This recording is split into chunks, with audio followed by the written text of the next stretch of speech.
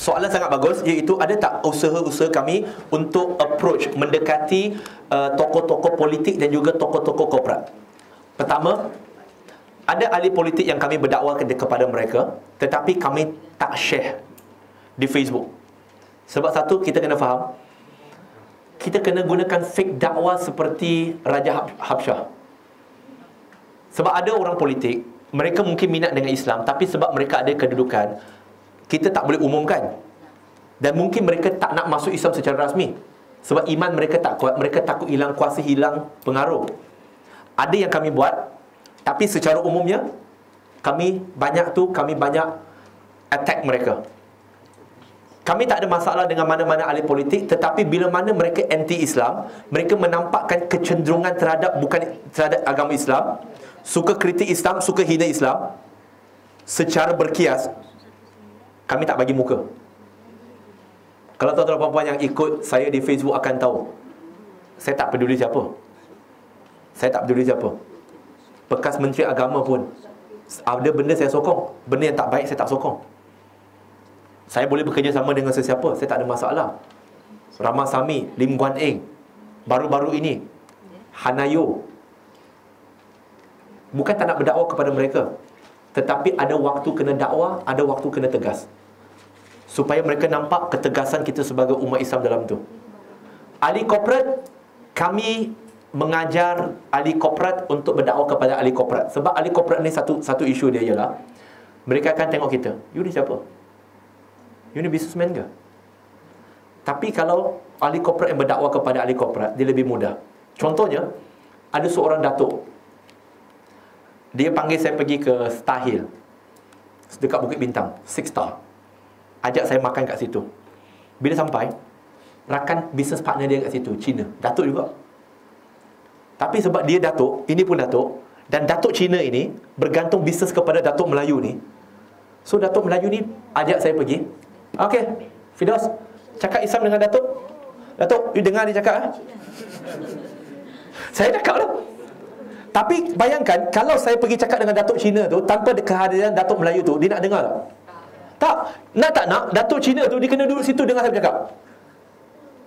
Dia kena dengar saya bercakap. Saya cakap dengan dia, datuk macam Cina. You nak hina agama dia pun, datuk Cina pun je.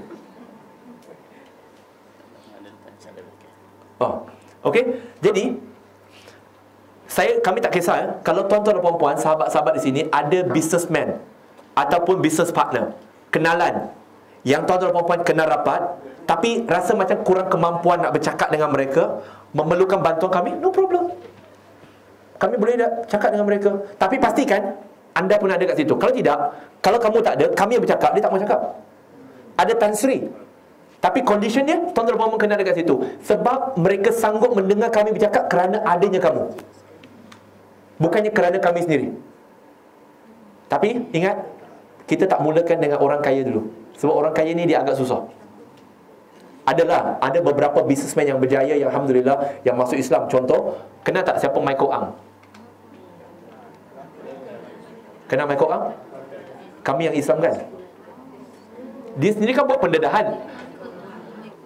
Michael Ang sendiri, kami dah Islamkan dia hampir setahun.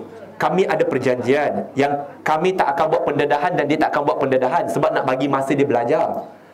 Tapi dia pergi bocorkan rahsia apabila dia post dekat Instagram dia gambar saya dengan dia dengan Ustaz Husaini. Bila dua pendakwa bersama dengan seorang Cina lagi, apa kemungkinan takkan kami pergi disko? Takkan dia nak ambil kami jadi pelakon? Maka dia sendiri mulakan spekulasi, dan kemudian dia sendiri kata, alhamdulillah, dia nak masuk Islam setahun yang lepas. Kami yang Islamkan. Kadang-kadang artis-artis yang bawa dia siapa tahu? Yang bawa dia datang jumpa saya adalah pengurus besar Astro Melayu. Nampak? Ahli korporat yang ada mindset dakwah, dia tak mampu, dia sub kepada kami, dia bawa sekali, kami bantu. No problem. Kami boleh rahsiakan, no problem. Ada banyak lagi yang kami rahsiakan, tak nak bagi tahu lah. Biarlah mereka sendiri umumkan. Tapi yang penting ialah kita synchronize. Satu saya pun tak minta. Dia kata nak berapa, tak ada. Tak ada. Kami nak buat dakwah je. Happy-happy. Bukannya sebab Astro tu bagi saya banyak talk, tak ada. Tapi kita happy bila kita boleh buat kerja tu.